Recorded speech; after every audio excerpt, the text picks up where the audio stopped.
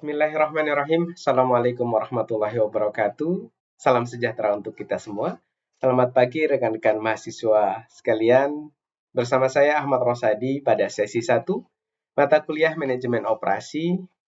Kali ini kita akan membahas tentang topik strategi manajemen operasi dalam mentransformasi PT Pos Indonesia. Kenapa saya ambil PT Pos Indonesia? Karena memang latar belakang saya seorang praktisi, jadi saya akan menjelaskan manajemen operasi secara lebih konkret dan real yang diterapkan di PT Pos Indonesia. Baik, apa itu sebenarnya manajemen operasi? Manajemen operasi adalah serangkaian aktivitas yang menciptakan nilai melalui transformasi input menjadi output. Hal ini berlaku pada organisasi manufaktur ataupun jasa. Tujuannya adalah tentunya berorientasi pada efisiensi, efektivitas, dan kualitas. Mengapa manajemen operasi itu penting? Karena operasi adalah jantungnya organisasi. Mungkin kita pernah dengar bahwa pemasaran adalah wajah organisasi. Demikian juga manajemen operasi adalah jantungnya organisasi. Karena di sini 60-80% biaya perusahaan ada di aktivitas operasional. Dan kualitas layanan benar-benar ditentukan oleh bagus atau tidaknya sistem operasi dari sebuah perusahaan. Ini adalah cycle transformasi dari manajemen operasi secara sederhana. Di sini ada input, kemudian kita ada proses, dan ada output.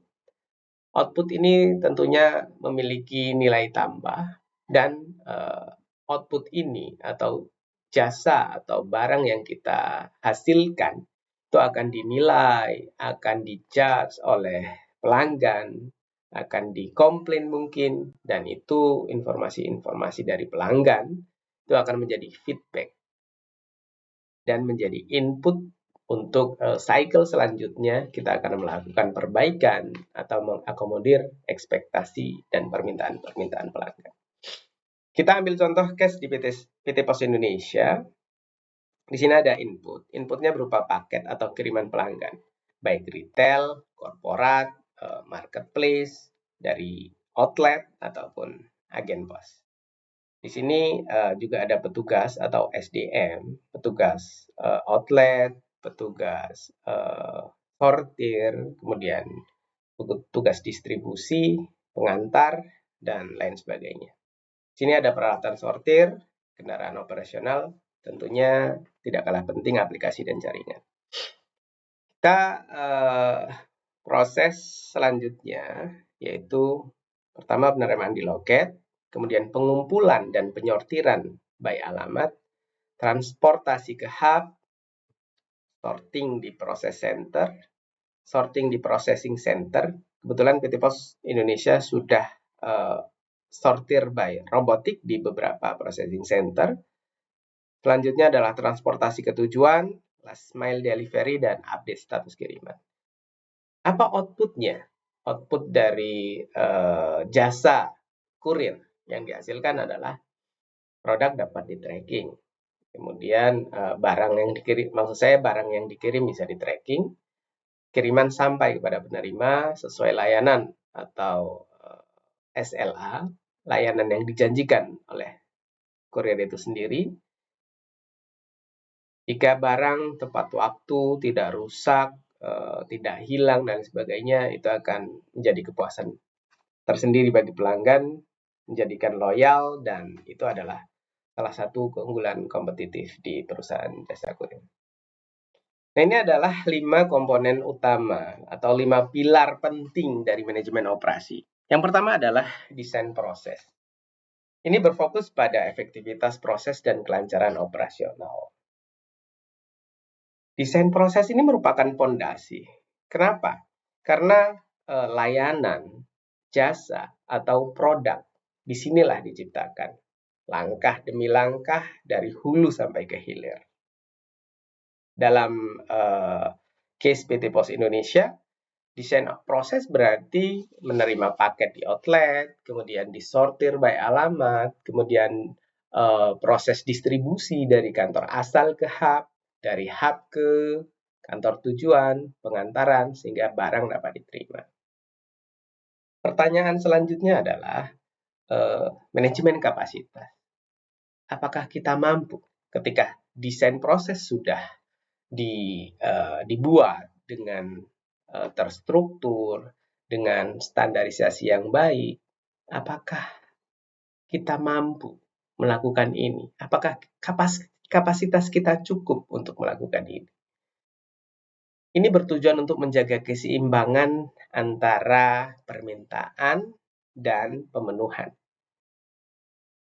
Kalau kapasitas kita terlalu besar, sementara permintaan kecil, itu akan pemborosan resource namanya. Tidak efektif dan efisien. Apabila permintaan terlalu tinggi, sementara kapasitas kita tidak cukup, itu akan jadi bottleneck. Tentunya pelanggan akan kecewa, bahkan akan kabur ketika kirimannya atau barangnya datang terlalu lama di luar ekspektasi mereka. Yang ketiga adalah manajemen kualitas. Kualitas tidak melulu tentang seberapa baik layanan atau barang itu. Tapi ini berkaitan juga tentang harapan pelanggan, ekspektasi pelanggan. Jadi baik saja itu tidak cukup.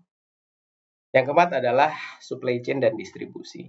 Ini menekankan pada koordinasi, kecepatan, dan keandalan distribusi. Dalam kasus PT Pos Indonesia, hal ini menjadi poin paling penting keberhasilan sebuah manajemen atau proses operasional.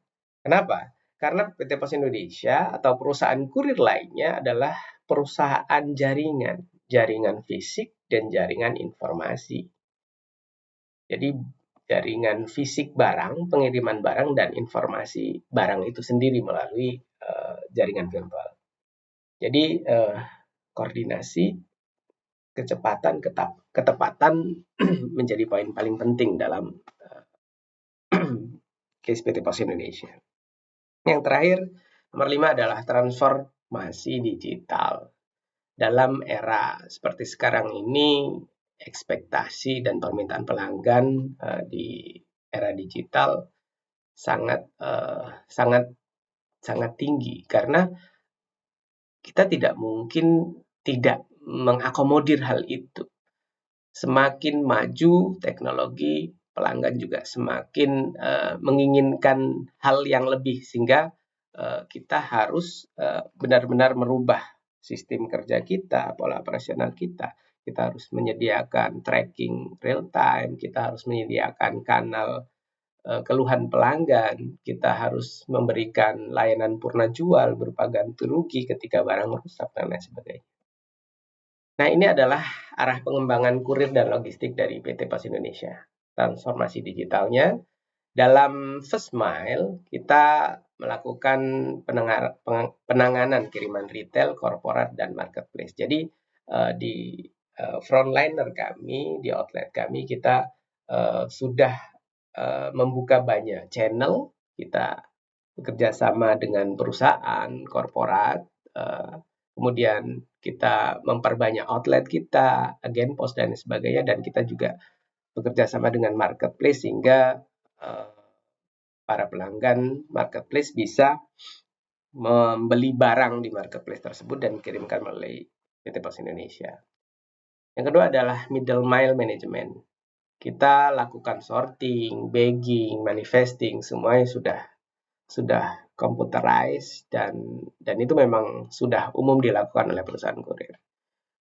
Fleet management system. Kita memiliki jaringan distribusi yang sangat kompleks, terbagi menjadi 3, tersier, sekunder, dan primer. Dan ini menghubungkan dan dapat termonitor secara real time, disajikan dalam bentuk map. Yang keempat adalah last mile delivery. Kita memiliki aplikasi mobile yang menyajikan data penyerahan kiriman yang valid dan real time, dilengkapi dengan geotagging dan rute jalan antar secara otomatis dari sistem. Dan semua proses terintegrasi dan dapat termonitor melalui sistem dashboard yang dapat diakses melalui web, Android, dan dilengkapi dengan push notification.